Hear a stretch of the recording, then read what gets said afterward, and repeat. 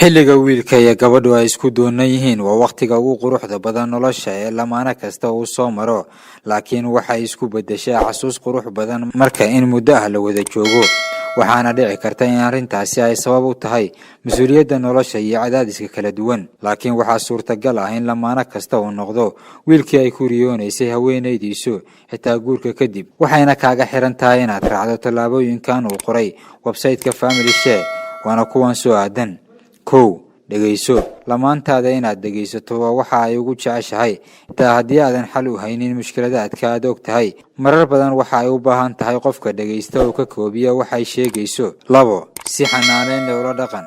waxaa daruuri ah in lamaanahaaga aad dareensiiso xanaaneyn joogto ah, adigoo ereya jacayl xilli kasta adeegsanaya oo xitaa kala qayb qaadanaya shaqooyinka guriga qaarkood. saddex, ammaan oo soo jiido. markii lamaantaada nolosha ay samayso shaqo wanaagsan sida inay kuu diyaariso cunto gooni ah oo aad jeceshahay, ku ammaan. waxa ay dareemaysaa inaad danaynayso oo aad qadarin u hayso.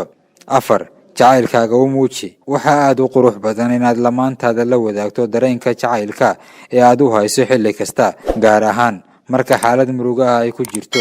arrintaasi dareenkeeda ayay hagaajinaysaa si weyn, waxayna isku dayi doontaa inay ku farxad geliso sida aad adiguba ugu dadaalayso. shan, nasasho sii.